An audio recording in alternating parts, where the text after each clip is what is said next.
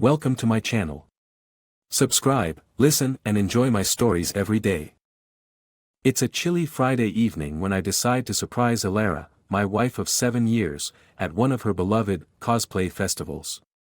She's always been the imaginative type, loving nothing more than to slip into the fantastical roles of warriors, elves, and more. Her excitement is infectious, though I've never shared her passion to the same extent. Yet, tonight, I want to see her world, understand what sparks that joy in her eyes each time she returns from an event. Perhaps, I think, this can be a new chapter for us, a shared interest to rekindle what's been a slowly dimming flame. As I drive towards the venue, a decommissioned warehouse on the outskirts of the city, a knot of anticipation tightens in my stomach. The area is less than welcoming under the cloak of dusk, the streetlights casting long, ominous shadows. I tell myself it's just the unfamiliar setting, not a premonition. Finding a parking spot, I notice the variety of cars lined up, some high-end, others old and battered. Cosplay, after all, is a hobby that transcends socio-economic barriers. With a hesitant step, I make my way to the entrance, a simple door marked by a hand-painted sign adorned with fantastical creatures. The faint sound of music drifts out as I push the door open, a mix of medieval tunes blending oddly with modern beats. Inside, the sight is nothing like what I've imagined from Alara's stories. The expansive space is dimly lit, punctuated by areas of vibrant lights swirling across groups of people. The air is thick, laden with an undercurrent of something I can't quite place, excitement, tension, maybe something darker. I spot Alara, or rather, her costume first, a dazzling interpretation of a celestial sorceress, complete with flowing silver robes and a staff that twinkles with embedded lights. She's laughing, the sound melodic, but as I draw closer, the scene unfolds into something entirely unexpected. Surrounding her are not just fellow enthusiasts discussing character arcs or the craftsmanship of their attire. Instead, it's intimate, too intimate, with touches lingering, suggestive glances exchanged. My heart sinks as a man dressed as a dark elf pulls her close, his hand bold as it slips down her back. The laughter I heard now rings hollow. Alara? My voice cuts through the din, perhaps sharper than I intend. She turns, her expression morphing from surprise to horror as she realizes I'm not just a figment of her imagination. James. What are you doing here? She stammers, her face pale under the shimmering makeup. I came to surprise you, I say, the words tasting bitter as I take in the full scope of the scene before me. Seems I'm the one surprised. Alara glances nervously at the elf, then back at me. James, let me explain. But I don't want to hear it, not yet. The betrayal slices through me, sharp and raw. As the realization dawns that this isn't just a festivity but something much more, my mind races with the implications. How many times has she lied? How deep does this deceit run? I think I've seen enough, I interrupt her, my voice cold, detached. The room spins slightly, a carousel of grotesque revelations. I need air, space to think. No, please, just talk to me, Alara reaches out, her hand brushing mine, but I pull away. Save it, Alara. The words are a venomous whisper as I turn, leaving her amidst the colorful chaos, her hand still suspended in the air. As I exit the warehouse, the chill of the evening hits me like a physical force. The drive home is a blur, my thoughts a cacophony of anger, hurt, and an emerging, chilling resolve. She has shattered our vows, mocked our love with every secret escapade. The pain is raw, unyielding. I know one thing as I park in our driveway, the house dark and unwelcoming. I will not let this deception go unanswered. Revenge, a concept I've never entertained, now pulses through my veins, a dark whisper that promises justice for my shattered heart. The weekend passes in a haze. I barely eat, barely sleep. Every time I close my eyes, images of Alara, entwined with strangers in masquerade, replay in vivid, mocking detail. By Monday morning, the raw edge of betrayal sharpens into a pointed need for action. I need allies, or at least some advice on how to handle the magnitude of this deception. I decide to reach out to Martin, an old college friend who now practices law. If anyone knows how to navigate the tricky waters of betrayal and legal retribution, it would be him. We agree to meet for lunch at a quiet diner, away from the usual crowds. Martin arrives, his face etched with concern. "James," he greets, his handshake firm.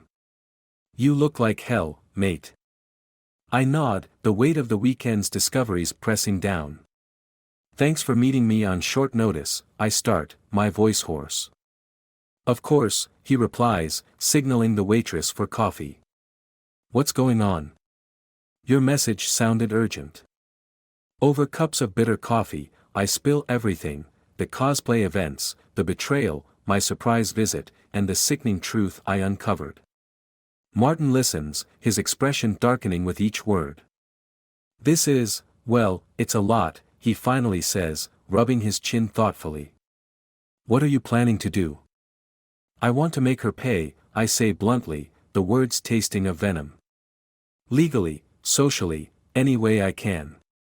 I want her out of my life, but I want her to feel some of the pain she's caused me first." Martin nods slowly, his mind shifting into professional gear. "Okay, there are a few routes we can take.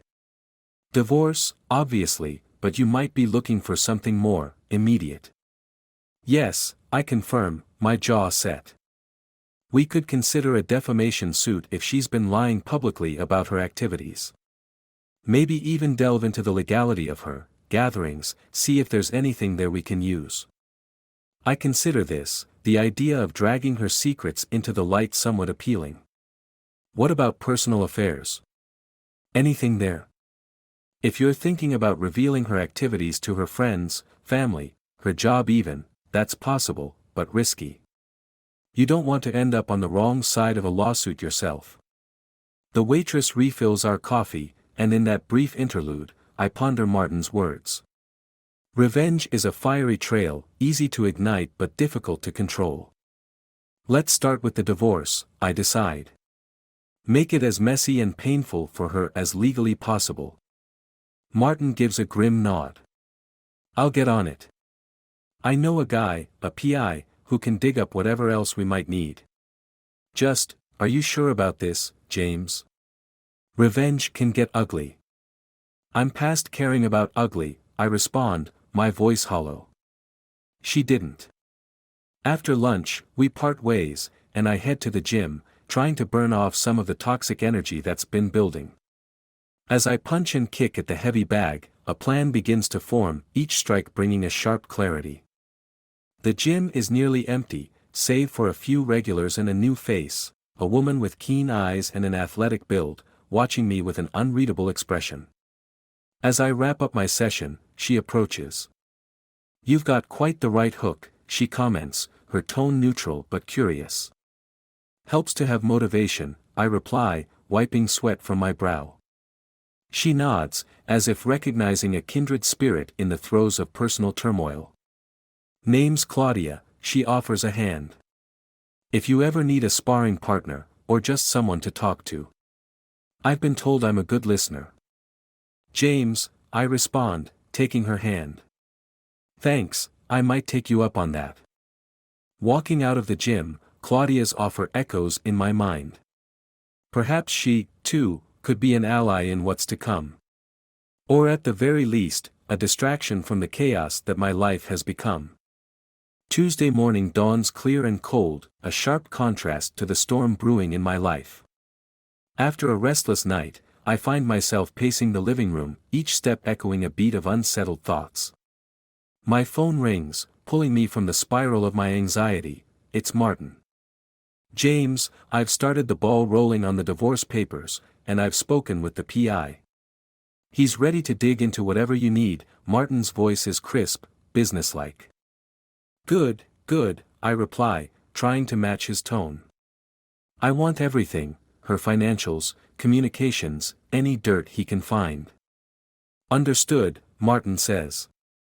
"And, James, just keep in mind, the more aggressive we get, the messier this can become for both of you."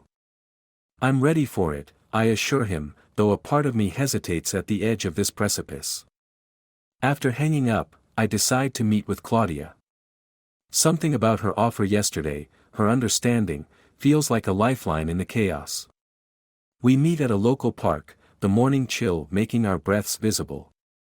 As I approach, Claudia is already there, seated on a bench, her posture relaxed but alert. She stands to greet me, a small smile on her face. "You look like you could use this," she says, handing me a steaming cup of coffee. "Thanks," I say, grateful for the warmth. "I could use a lot of things right now." We walk together, the silence comfortable. Finally, I break it. "Martin, my lawyer," he started gathering information on Alara. "I'm going down this path, and I don't know if it's the right one, but it feels necessary." Claudia listens, nodding occasionally. "Revenge feels necessary, or getting out of a bad situation feels necessary?" she asks, her tone gentle yet probing. "Both, I guess," I admit. I want her to hurt like I hurt, but I also just want to cut this off, move on. "That's understandable," Claudia responds. "Just be sure you're not burning down your own house just to get rid of a pest." Her analogy makes me chuckle, despite the grimness of the topic. I'll try to keep that in mind. Our walk takes us around the lake, the water mirroring the gray skies above. As we circle back, Claudia stops and faces me. "James, whatever you need, be it a workout partner, someone to strategize with, or just vent to, I'm here. But take it from someone who's seen her fair share of battles, choose your next steps wisely." I nod, her words sinking in. "Thanks, Claudia. I think I'm going to need all the help I can get." Later that day, the private investigator calls. "Mr. Brooks, I've got some initial findings," he begins. "It seems your wife's financials are more entangled than just her account. There's a joint account with an unknown party, substantial amounts moving in and out. This new information hits me like a physical blow. Can you find out who the other party is?" I ask, my voice tight. "I'm on it," he assures me. "Should have something by tomorrow." The day fades into evening, and with each passing hour, the weight of my decisions grows heavier. By the time I return home, the emptiness of the house feels suffocating. The threads of the life I thought I knew continue to unravel, and with each new revelation, I brace for what might come next. As dawn breaks over the city, an uneasy stillness lingers in the air. My phone buzzes relentlessly on the kitchen counter. It's the private investigator, his voice carrying a note of urgency when I answer. "Mr. Brooks, we've made a breakthrough," he states. "The joint account links back to an offshore company, but that's just the surface. It's tied to several high-profile individuals, including a city official. It seems your wife's gatherings were more than just social events." The revelation hits me hard. "Are they laundering money?" I ask, my voice a mix of horror and disbelief. "It looks that way," he confirms. "And it's big.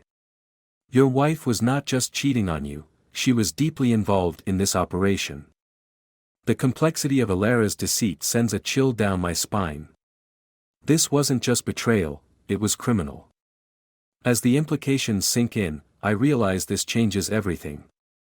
My personal vendetta feels trivial against the backdrop of such extensive corruption. I call Martin immediately, relaying the new information. "We need to handle this carefully, James," he advises. "This is beyond us now. It's time to bring in federal authorities." With a heavy heart, I agree. The remainder of the morning blurs into meetings with federal agents, detailing everything I know, everything Martin and the PI have uncovered. The agents are particularly interested in the involvement of the city official, their expressions grim. By late afternoon, I find myself back at the park where I met Claudia, needing to clear my head. As if on cue, she appears, her timing uncanny. "Walk with me," she suggests, her voice gentle. As we walk, I tell her about the latest developments. Claudia listens intently, her brow furrowed. You're caught in a storm, James. But you've handled it better than most would. I had good advice, I reply, offering her a small, weary smile. And good company. Our path leads us to a secluded part of the park, away from prying eyes and ears. Claudia stops, turning to face me with a serious look. James, there's something I need to tell you, she starts, hesitating. I'm not just here by coincidence. I'm an undercover agent. I was investigating the same circle your wife was involved in. The ground seems to shift beneath my feet. You were what? I manage, stunned. I was assigned to this case months ago, Claudia explains. We knew about the corruption, the money, but we needed an inside link. When you came into the picture, you unknowingly helped accelerate our investigation. I'm speechless, processing her words, the layers of deception, by Elara, and now, unintentionally, by Claudia. I'm sorry for not telling you sooner, she continues, her voice earnest. I genuinely wanted to help you, and along the way, it became more than just an assignment. The complexity of my feelings, a mix of betrayal, gratitude, and confusion, makes it hard to think straight. So, what now? I ask, feeling more lost than ever. Now, Claudia says, taking a step closer, we ensure that justice is served. Not just for the city, but for you too. And after that, if you can, maybe start fresh. Somewhere new, somewhere far from here. The idea of leaving everything behind suddenly holds a certain appeal. A clean slate, free from the shadows of deceit. And you? I ask, looking into her eyes for perhaps the first time truly seeing the person in front of me. My job here is done, she says with a soft sigh. But who knows? Maybe our paths will cross again, under better circumstances. As we part ways, the sun setting behind the trees, I feel the weight of the past days lessen slightly. Elara's and my paths would indeed diverge forever, entwined as they were in hatred and deception, but perhaps, in this ending, there's also a beginning. A chance to rebuild, to find peace after the storm.